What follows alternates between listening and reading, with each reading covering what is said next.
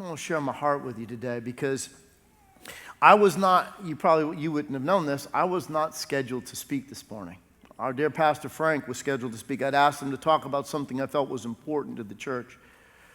But in light of the events that transpired this week, as I sat in my living room on Friday morning watching the news, my heart was grieved, I was heavy, and I knew it was a responsibility to address and to talk to our church today. And so I want to share with you because I'm concerned about our nation and have been. This year I have prayed more for our country than in any time I can ever remember. Because we are not necessarily aware of the true threat that we face as a country. Because when everybody points their finger at one another, we fail to realize who the real enemy is. Because the enemy, if you're a Christian and you're here today, I'm glad you are. If you're not, listen, what I'm about to say, you may look at me with three eyes and say, wow, I don't, where is he coming? But listen, the Bible reminds us of this. We do not wrestle against flesh and blood, but against principalities and powers and the rulers of the darkness of this world. There are unseen forces at work. And if you want to know what threatens our nation, is the ability to stand in the midst of being so polarized and divided. See, if you want to understand the enemy's tactics, it is always to set people against each other. It is always to come about it because the number one tactic of the enemy is deception. And that's why people are even unaware of what the true problem or where the real enemy is. But the way to destroy a marriage, the way to destroy a family, the way to ultimately destroy a nation is to set people against each other. Because listen to these words from Jesus. Jesus said this because the motives of Jesus' ministry and the things that were happening were questioned. The religious leaders were trying to find a reason to delegitimize Jesus' ministry, to basically say that he was doing these works by the devil. Therefore, he's not really of God. And Jesus knew their thoughts, and look at what he says. He knew their thoughts, and so he said, any kingdom divided by civil war is doomed. You see, Jesus had put it in another point. He said, if Satan is against Satan, then his kingdom cannot stand. But you and I, any kingdom divided by civil war is doomed. The United States, we face that because we were pitted against each other in a brutal and bloody civil war that threatened to destroy the foundation and the ability for America to be a country.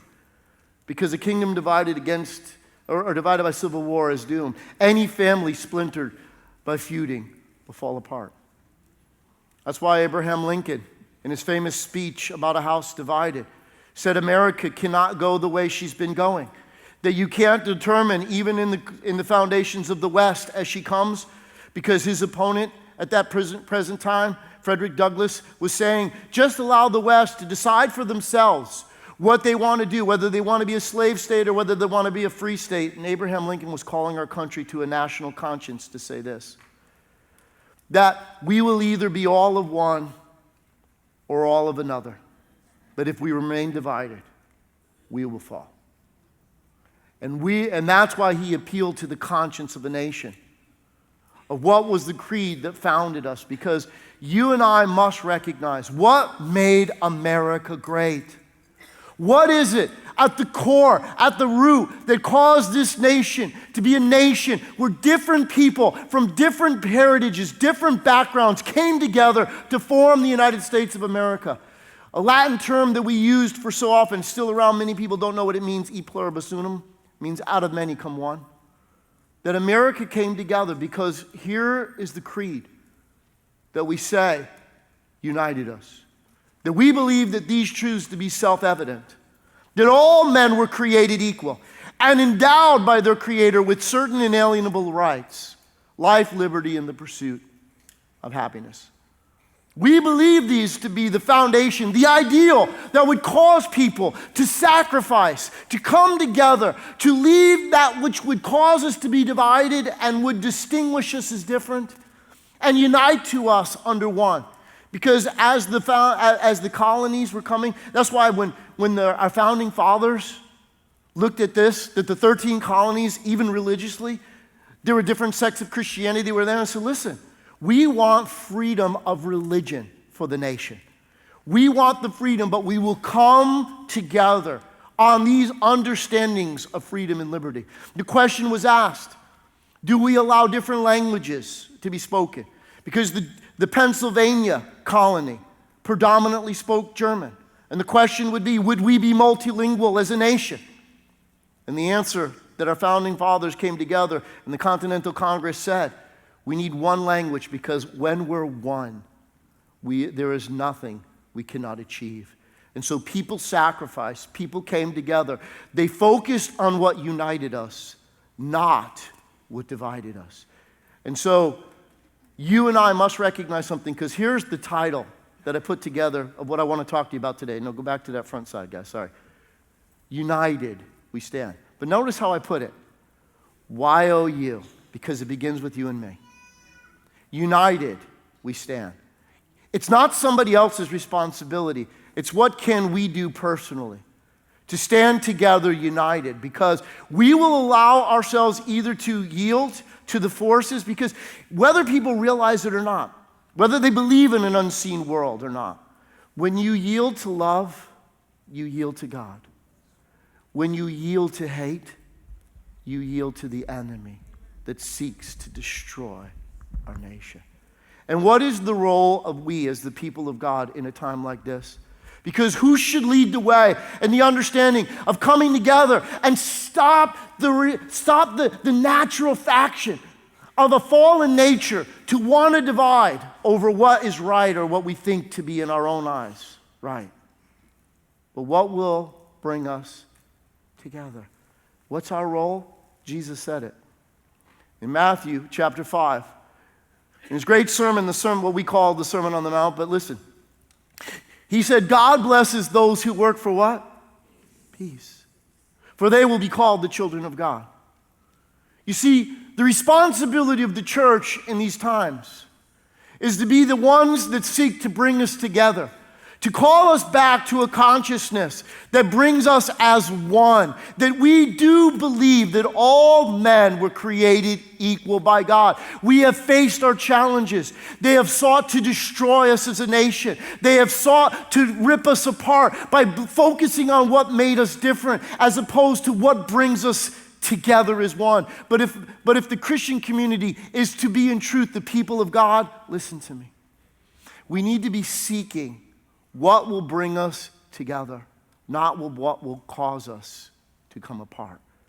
To be able to work together for peace, to bring about the aspects of reconciliation, the understanding that we are to be salt and light. See, salt seeks to preserve. Salt seeks to stop the corruption that threatens to tear apart. Salt is an element that seems to bring healing to the corruptions that all of us are prey to.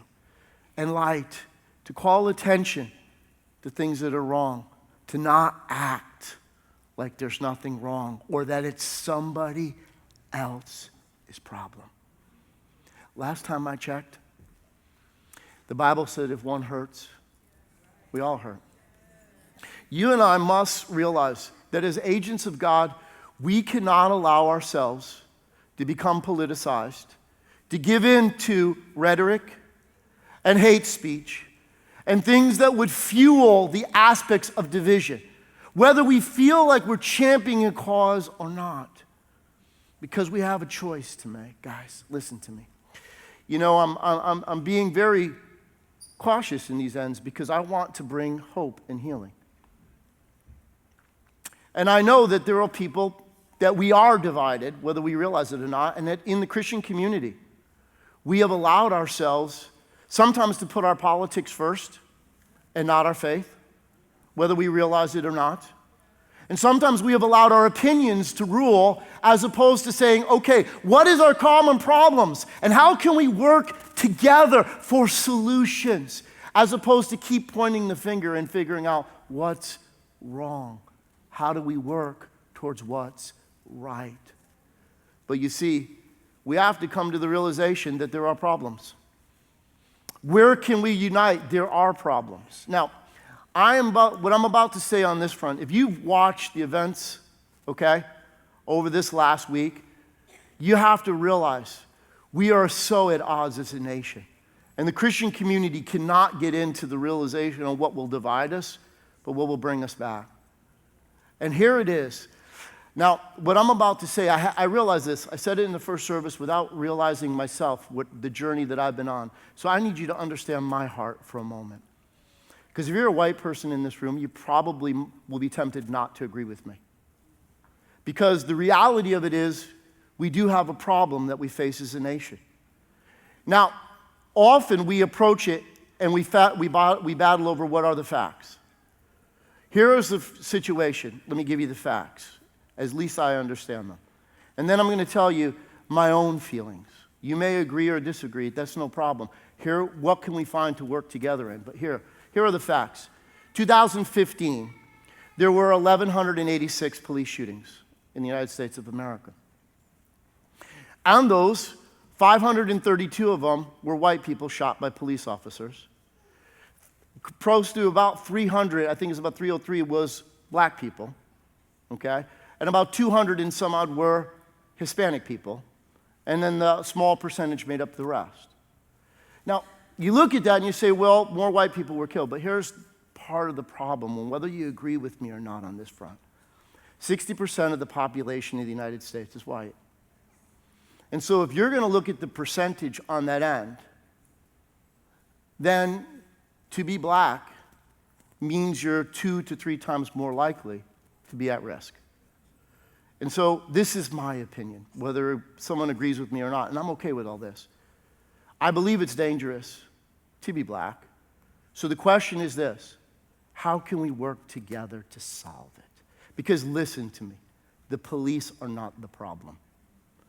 I believe in the police of the United States of America. Are there a few bad apples? In any community, in any society, we cannot give in to hate, and we cannot give in to, because listen to me, listen. Prejudice at its very root is fear. And I'm gonna pull on this one. Sorry, guys, I'm a movie buff on some fronts. Have you ever watched the Star Wars? The Path to the Dark Side. Okay? In the infamous words of Yoda. Fear is the path to the dark side. Fear leads to anger, and anger leads to hate, and hate leads to suffering. And the truth is this. You see, what I came to realize, it's through dialogue and friendships in community. Will we listen? What I have a difficulty is we stopped listening as people. We stopped learning from one another.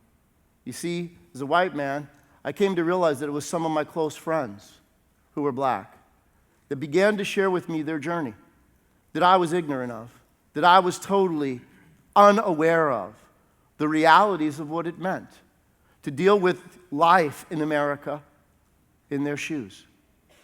Until then, I had a series of events that began to unfold it to me and share it with me. That's why not everybody's going to share my view on this. But when I met earlier this year, we went away for a retreat.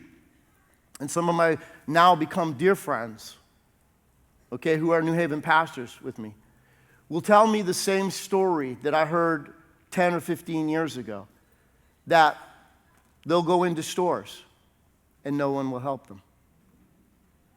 They'll be overturned for opportunities when they have the education in the background, or when they're pulled over for stops when they're pastors to be checked. And the reality of it is, we can debate all day long and we can go, and that, if we focus on what divides us, we'll never come to a solution. The question is simply this: what can we do to work together? Because it's united that we need to stand. We need to recognize that we are brothers and sisters together. That we as Americans need to recognize that the dignity and the distinction of what made America great was we recognized that God had created all mankind, that we were made in the image and likeness of God, that we should not fear our differences, but we should seek to understand how we can work together for what unites us, what we can do together. Because until we realize this, Ren, you know the Pledge of Allegiance, what do we say? I pledge allegiance to the flag of the United States of America and to the republic. We don't even realize that we are a republic anymore. We don't teach sometimes well in schools. We are not just a democracy, we are a republic. We work through our representatives. We do not allow mob rule. We don't allow just because everybody in one city or one area thinks that this. Listen, we work together. We work out our differences. We give equal voice to all so that we can work to form a United States of America. But it starts with you and me. And in the Christian community, if we cannot begin to recognize that if any person is hurting, we should care. We should be about doing something to solve the problems, not giving in to the tendencies that create us of arguing fact and purpose and pointing fingers. No, it's your fault. No, it's your fault. No, it's your fault. No, I don't want any part of any of that. That's why politicizing the situation. People try to peg me all the time. Pastor Ken, where do you come from? And I'll tell them, listen, man, I'm in the radical middle because listen to me. I'm probably too liberal for some conservatives because if Dr. King was having, if the civil rights movement was happening right now, I would have marched with him in Selma. I would have went in the South and I would have stood against injustice, okay? But for a lot of liberal people, I'm way too conservative because I don't believe in big government. I don't believe government has a solution. I believe this. Good people, here's where we fight about things. Good people, when something happens, we immediately figure, we need to do something about this. So we want to feel good about ourselves and we try to handle it. You know what breaks my heart? Is that we haven't come to grips with this. We don't have the answers. That we need to turn to Almighty God. Because the only answer for our nation is in the gospel of our Lord Jesus Christ. Because God is made of one blood, all men. So whatever our differences may be without, if you cut our bodies, we all bleed red blood. If we're not going to come together over what unites us, then you can just kiss it goodbye, Jack, because we will go into anarchy. And if we begin to blame our police are our last vestiges of civility.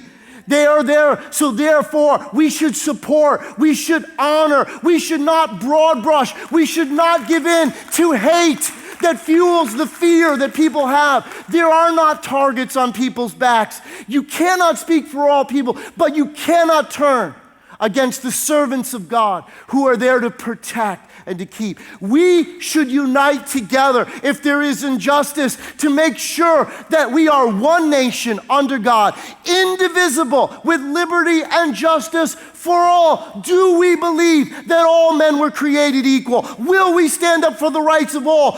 And listen, the question that we struggle with, depending on where you're at in all this, God asked Cain, and his answer was, am I my brother's keeper? Reality of it is, we are brothers and sisters. And the only way we will stand is if we are united. If we stand together to make this nation a great nation again. To recognize that we have to stand for what unites us and stop the bickering, stop the fighting, to come to the common grips. Here are the problems. Now, how do we address them? You may have a view and I may have a view. Then where can we work together? We have come to realize that in this nation, we think the word compromise is an evil word. We're in civil democracies. We're in opportunities of pluralistic nations. You have to find what will work towards the common good. It may not be all your way, and it may not be all my way, but where can we begin to work together? Because if we focus on what divides us, then we stand in jeopardy of not standing as a nation, losing what we have. I'm going to use an Old Testament story today. You might seem obscure to you, but I want to bring out a point out of this. But to understand, it comes from the book of Judges, and to understand the book of Judges, this is the very last verse in the book of Judges. And to understand it is the lens to recognize what was going on. It says, in those days, because this is repeated a couple times in the book of Judges, it said, in those days Israel had no king, and all the people did whatever seemed right in their own eyes. If you were to try to describe America to me right now, that's what I find, is that so many people, they're like, well, who are you to say what's right? Who are you? Why is your opinion different? I'll do my thing, you do your thing. And as long as we live trying to live so separately, we will destroy the fabric that binds us together. Because here's the deal. If it becomes subjective. You see, when the people of Israel, before we get to the story, let me tell you what's going on this end. When the people of Israel were brought into the promised land by God, God had given to Moses the law. For the people of Israel, it was what would bring about a fair and free society. For them, the civil law that they were given by God was the basis that should unite them. And they did something that was fascinating. They attempted to live as a nation that would be ruled by law. Sound familiar to anybody? That's what America attempted to do, is to come together because we had a common understanding that it wasn't your opinion versus mine. We did fear God, and we recognized that our laws united us. Our laws gave us the opportunity for freedom and liberty and opportunity for every single American. But when we began to realize, because when nations go in decline, everybody begins to do what is right in their own eyes. It becomes divisive. It becomes about my thing. And who are you to say that my thing isn't the thing? And so if we are going to stand united, here's the story. It's kind of chilling, but I want you to see something in this. It's found in Judges 12 and verse 1. And what's happening at this particular point? Because as the nation of Israel attempted, they stopped living under the rule of God and began to look at the nations around them and worship and serve their gods. And whenever they did, they got in trouble. God would raise up a leader that would call them back to the consciousness of why they were formed and rule over them according to the law of God, to bring them back to their understanding. Well, in this particular time frame, a man was raised up by God whose name was Japheth. Now, interesting, because the fact, when you read, the Bible is a fascinating book, guys. It really is. And when you read it, you recognize some of the stories that are in them. It's amazing to me that this man was willing to lead his nation, because Japheth, there was a threat to the nation by the nation of Ammon, okay? But Japheth, his father, had a wife and he had children by his wife, but he also had a son by a prostitute. That was Japheth. When his brothers got older, they kicked out the brother and said, no, you have no inheritance with us. And he lived on his own. He lived and a group of people came around him and he led them, but he was a mighty warrior, the Bible said. And so when the threat of Ammon came, they knew they needed a leader that not only could unite them, but a leader that could lead them to victory. And so the leaders of the nation, of that particular clan, Manasseh, went to him and said, would you please lead us? He said, well, are you going to deal justly with me? You're going to use me and abuse me? After I lead you to victory, you're going to kick me out again? Or will you allow me to lead this nation? Do you believe this is God? And they made a covenant before God. God gave them massive victory, because when Japheth diplomatically attempted to deal with the people of Ammon, and here's one of the problems that we struggle with in America, people trying to rewrite history. You see, when the nation of Israel was coming to the promised land, three different groups of people, God said, listen, ask them for permission to pass through their land, but they're your cousins, okay? And that was the people of Edom, the people of Moab, and the people of Ammon. The people of Edom were the relatives of Esau, who was Jacob's brother, okay? They're your cousins, so ask them for permission. I've given them a part of this land. Your inheritance is no part of theirs. Ammon and Moab, crazy story, but yeah, it's in the Bible, okay?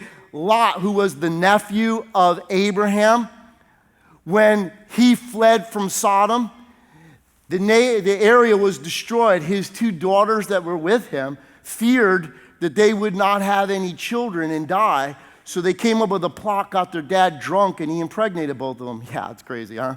And they're two nations, but they are cousins now of the people of Israel, okay? But when they came through, they did not touch Ammon. They did not touch Moab. They did not touch Edom. But here's where the differential. Amorites, who are not cousins of Israel at all, they asked for permission to come through. The two Amorite kings, Og and Bashan, confronted Moses. God gave victory of the kingdom over the nation of Israel, over their country, over their nation.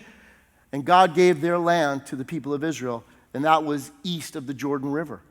Reuben and half tribe of Manasseh, and all, they lived there. This was at controversy. Ammon said, "You took our land." They said, "Wait a minute, you're trying to rewrite history. This was not your land. This was given to us by God. This is Amorite land. In fact, that was 300 years ago, guys. Why are you making an issue of it today?"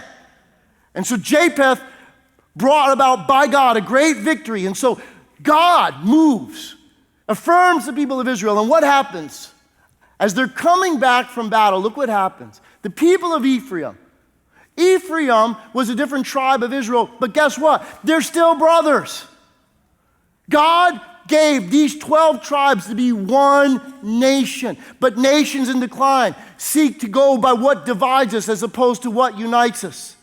And guess what happens? The people of Ephraim mobilized, an army and crossed over the Jordan River to Zephon. And they sent this message to who? To Japheth. He's their brother. And they came with an army, and they sent this message to him. Why didn't you call for us to help you fight against the Amorites? Well, in other words, what are they upset about? They're upset with who gets the credit. They should be celebrating what God just did for their nation. But do you know what their focus is upon? Well, who gets credit? If you want to know what the core of what's ripping us apart as a nation, instead of coming together for what our common problem is, we point the finger and say, "No, not your way, my way. No, not your way, my way." And we are all concerned about who gets the credit when we should be united we stand. You see, America has always worked best when we put aside our differences and choose to work together. Example, 1980s. Republican President Ronald Reagan, Democratic Congress chose to work together. The 80s brought an opportunity of prosperity to the United States, okay? It worked. But then the question was, well, who gets credit? Well, we come into the 90s. President Bill Clinton then has a Republican Congress to deal with and chooses to work with them. And what happens? America works. Things happen. But when we begin to become all about who gets the credit, when it becomes about, listen, at the heart of it, it's ego. At the heart of it, it's pride. And America right now, one of the things we are struggling with is our own pride. When the roads and bridges and the conditions of America is falling apart, we cannot seem to come together. But we, the Christian community, need to stand together, because guess what? If government won't, you and I should do what we can to better our communities and not be a part of the problem, but a part of the solution. Why do you think at Vertical Church we adopted Savin Rock School? Why do we do first Saturday every month? Because guess what? We're not waiting for someone else to try to help solve the problem. We're going to do something about it. We're going to help. Because I want to give the rest of my life. I don't care about political affiliations. What I care about is this. When Jesus sees you and I, the question will be, did you do what I gave you to do, or are you blaming somebody else? What part did you play? Were you involved in making peace? Or did you allow yourself to rant on Facebook? Did you allow yourself to get involved in politics and partisanship and all the rest of it? Did you give to the problem, or were you a part of the solution? Are we Christian first? See, what we need to do is get rid of the labels and the titles and all the rest of it, because it's not about, listen to me, it's not about Republican or Democrat. It's not about conservative or liberal. In today's times, think about this. Words, people look at one another over what divides them. You're talking to somebody at work, and all of a sudden it comes up where they get their news information from. Oh my God, they listen to that station?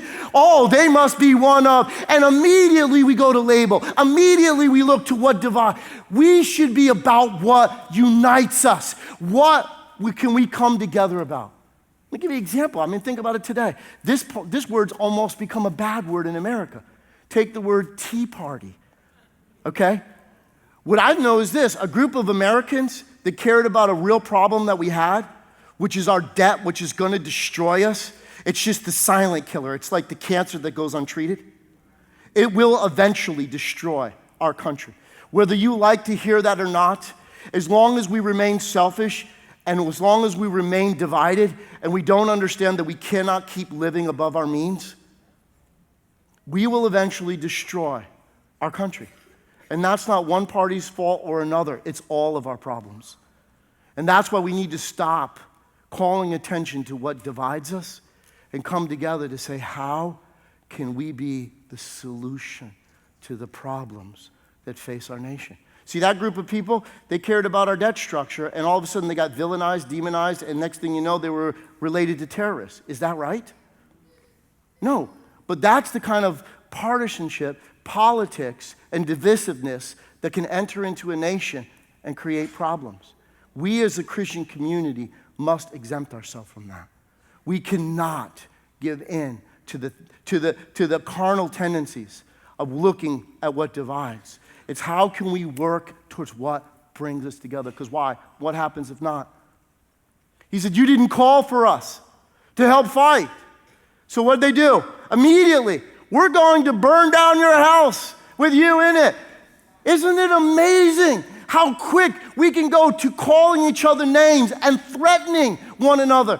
Do we care that we're Americans? See, I want to put off all the edge and recognize that you and I together, we're Americans. What unite us? This is our country. We have to learn to figure this out together. And if we can't, as the Christian community, lead the way in racial reconciliation, if we can't be the hope, you know what I love? When I look out here on Sunday morning and I see all of the people that are gathered together at Vertical Church out of different races, out of different backgrounds, out of different cultures, coming together to worship Christ. This is a model and a picture that should give hope to America, that it can work together. But it's only when we recognize that it's in Christ that neither Greek nor Jew, neither Scythian or Parthian, but neither male nor female, that we are one together in Christ, that God brought us all, that we make up the body of Christ. We should not focus on what divides us, but we should be focused on what unites us. But guess what? This isn't the model across the country on Sunday morning. But we must begin to not say everybody's wrong. We must be the agents of saying it can work together. We can find a way because it's united we stand. I'm going to work to get to know who you are, to know how you think, to find out a way that we can begin to work together. If we can't do it, because listen, you know, I was challenged by somebody at the end of first service, and this is the thought that the Lord put in my heart. Listen. We can either attempt to fight it out to prove who's right, or we can be like Christ. What does that mean? You see, Jesus walked into a world, he was automatically right. He didn't go around saying, you're wrong, you're wrong, you're wrong, you're wrong. You know what he did? He laid down his life. So let this mind be in you, which was also in Christ Jesus, who thought it not robbery to be made equal with God, but made himself of no reputation, and took upon himself the form of a servant, and was made in the likeness of a man. And being found in fashion as a man, he humbled himself to death, even the death of the cross. See, Jesus could have clung to being right, or he clung to reconciliation. The question is, what are we going to work towards? Is it about our opinion, or am I going to work to make one united America? Are we going to yell at each other? Are we going to not listen? Are we going to open our hearts and say, God, we need you. We need to understand how can we work through our differences to find what unites us as opposed to what divides us. And so here, because what happens otherwise?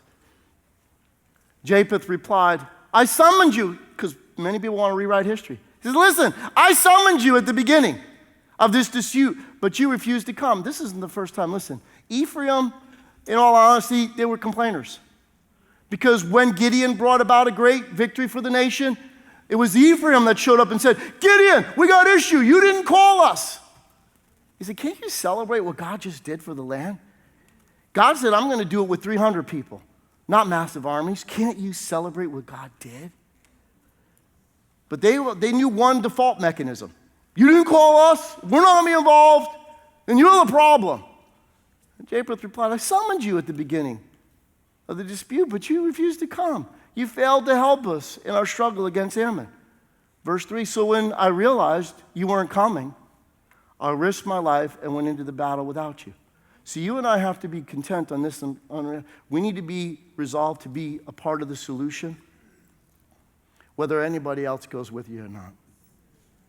I'm determined that Vertical Church and myself personally, I'm going to seek to find the solution and be united, whether anybody else goes along with me or not. I may not be right. I don't have all the answers. But I know this. We can either call out each other on what we think is wrong without a solution, or we can work together to find how we make America a great nation. Because what makes America great?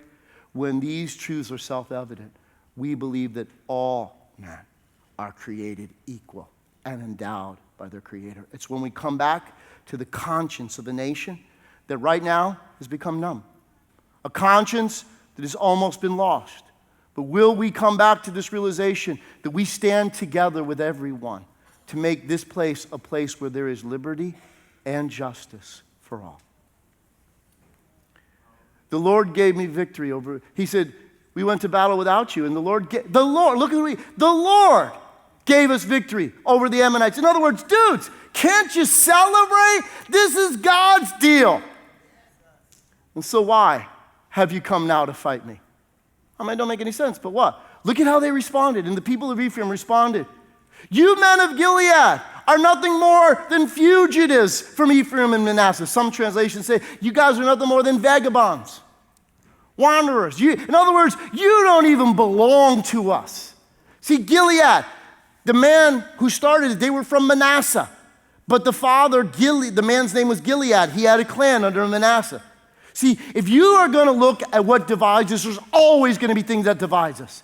And what do? They went to name calling. They went to insulting. They went to calling it out. And what happens? Well, you man, you know it. Somebody disrespects you, we go into blows. Because why? This should have been, they forgot who the real enemy was. Who was the enemy, our brothers? Is this nation that God created, Israel, under God? Or is it about you? Or is it about me? Is it not about God? Why are you coming out to fight me? And yet they turned to name calling. They turned to insults. So what happened? So Japheth gathered all his men of Gilead and attacked the men of Ephraim and defeated them. Listen, this doesn't mean it's good. This is what happens when nations spiral down. When it becomes partisan, when it becomes divided. This is its outcome. And look at verse 5. There you go. Japheth captured the shallow crossings of the Jordan River. And whenever a fugitive from Ephraim tried to go back across, the men of Gilead would challenge him. Are you a member of the tribe of Ephraim? They would ask. If the man said, no, I'm not, verse 6, he would tell him to say, Shibboleth. Okay? If he was from Ephraim, he would say, Sibboleth. It's kind of like asking a southerner to say pop. I say Paul, right? It's kind of like asking a German to pronounce something with a W and it sounds like a V, right? So what's happening? They're focusing on what divides. And because of the people from Ephraim cannot pronounce the word correctly, they would take them and kill him at the shallow crossings of the Jordan. And in all, 42,000 Ephraimites were killed at that time. It's a tragedy. It's a travesty. And the question becomes, where will this lesson for history teach us? If we continue to focus on what divides us, we fall to the fate of eventually killing one another. If we focus on what divides us, we'll kill each other's reputation, we'll kill each other's opportunities, we'll kill each other in so many ways, but there is no way we will stay together. There is no way we will be great as a nation. Because why? Back to Jesus' words. A nation divided against itself cannot stand. Will we, the people of God, allow ourselves to be drawn into the divisiveness that is at the heart of what divides us? Remember, I asked the question last week. If not God, then who or what will we trust? If we as the Christian community cannot be heartbroken and begin to realize that we don't have the answers in ourselves, to call us back to the heart of God, that the only thing that made America great was we believed something, the creed on which established us, the ideal that brought people together, that we believed that all men were created equal and endowed by their Creator. Do we believe that? Will we divide or will we stand together? It's united we stand, because divided we will fall. And so therefore my appeal to us, my brothers and sisters, is that to the insanity of all that is going on around us, that we come out of the fray and be the voice of peace, be the voice of grace, to unite the country together on what unites us and to not allow ourselves to be into the divisiveness of what divides us. Because if we go that way, our future is not secure. If we go that way, there is nothing for us but anarchy. If we go that way, then what hope do we have for any one of us? But until we come to this realization that we are heartbroken by what goes. See, that's why I said, I can't call all people, because America, whether it was President Lincoln that rose and said, listen, in his House divided speech, we're either going to be all one way or another, but we can't go the crazy way we're trying to. When the West was being settled, his opponent, Frederick Douglass, said, well, let the West decide for themselves, whether they're slave or whether they're free. And Lincoln said, no, we're either going to be all free or we're going to be all slave. That's at heart, because divided, we will destroy ourselves. And it almost did. When Dr. King called us back to the consciousness of a nation and said, do we really believe, because we've struggled with it? Whether you want to admit it or not, he was calling America to this realization that segregation we've allowed, and it's not right. Do we believe the creed that brought us together, that all men were created equal? Then we must find men of courage that will stand together united for a free and fair America. We must together find the way to provide opportunity for every single one, for justice for every single one. That it cannot fall to what divides us, but it must be the realization, because we're Americans, that we stand together. And so I am calling all of us, you and me together, united we stand. It starts with us. Will we be who God needs us to be in this hour, or will we fall prey to the carnal reasonings and our own fears? Because again, in the words of Yoda, fear leads to anger, and anger leads to hate, and hate leads to suffering.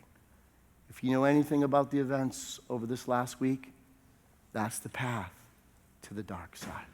Will we be the agents of light? Will we be those who call for reconciliation, for peace, for forgiveness, for civility, for honest dialogue, for a learning culture, for a heart that breaks, for when something happens to the least of these, or when something happens to one of us, that it affects all of us? Will we care? Will we be one nation under God, indivisible, with liberty and justice for all?